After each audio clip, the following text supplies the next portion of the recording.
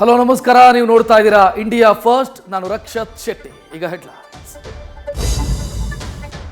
ದಲಿತ ನಿಗಮಗಳ ಹಣಕ್ಕೂ ಕತ್ತರಿ ಬಿತ್ತ. ಈ ಅನುಮಾನ ಸಚಿವರ ಮಾತಲ್ಲೇ ಸತ್ಯ ಎದ್ದು ಕಾಣಿಸ್ತಾ ಇದೆ. 6 ನಿಗಮ 2 ಆಯೋಗಗಳಿಗೆ ಹಂಚಿಕೆಯಾಗಿದ್ದು 332 ಕೋಟಿ, ಬಿಡುಗಡೆಯಾಗಿದ್ದು ಕೇವಲ 88 ಕೋಟಿ. ಆದರೆ ಸಮುದಾಯದ ಸಚಿವರು ಮಾತ್ರ ಸರ್ಕಾರ ಬಚಾವೋದಲ್ಲಿ ನಿರತರಾಗಿದ್ದಾರೆ.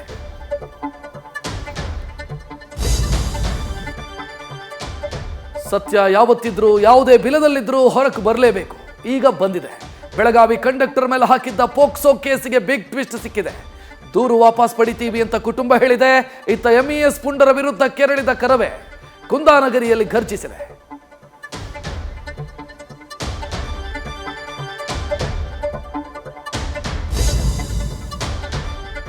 ದರ್ಶನ್ ಫಾರ್ಮ್ ಹೌಸ್ ಸೇರ್ಕೊಂಡ್ರು, ಪವಿತ್ರ ಕುಂಭಮೇಳದಲ್ಲಿ ಮಿಂದು ಬಂದ್ರು. ಆದರೆ ಮೈಗಂಟಿದ ಕೇಸನ್ನ ತೊಳೆಯೋದಕ್ಕೆ ಸಾಧ್ಯನಾ?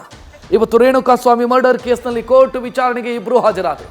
ಕಟಕಟೆಯಲ್ಲಿದ್ರು, ಮಾತಿಲ್ಲ, ಕತೆ ಇಲ್ಲ. ಸಂಕಟದಿಂದ ಸಂಗಾತಿ ಸಂಪ್ರೀತಿ ಕಣ್ಣೀರು ಹಾಕಿದ್ರು ಅನ್ನೋದು ಸುದ್ದಿ.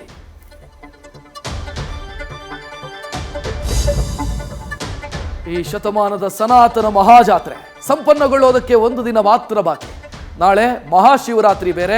ಮಹಾಮಜ್ಜನದಲ್ಲಿ ಹರ ಹರ ಮಹಾದೇವ್ ಘೋಷಣೆ ಶಿವಲೋಕವನ್ನು ಜುಂಬಿಸಲಿದೆ. ಆದರೆ ನಿನ್ನೆ ಸಂಗಮದಲ್ಲಿ ಸ್ನಾನ ಮುಗಿಸಿ ಬರುವಾಗ ಚಾಲಕನ ನಿದ್ದೆ ಬೀದರ್ ಭಕ್ತರನ್ನ ಆಸ್ಪತ್ರೆ ಸೇರಿಸಿದೆ.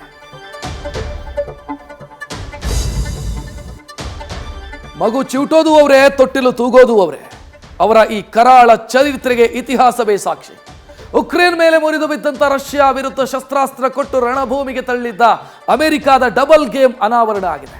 ಉಕ್ರೇನ್ ವಿರುದ್ಧ ಮತ ಚಲಾಯಿಸಿ ಜಗತ್ತನ್ನೇ ಅಮೆರಿಕ ಅಚ್ಚರಿಗೆ ಕೆಡವಿದೆ.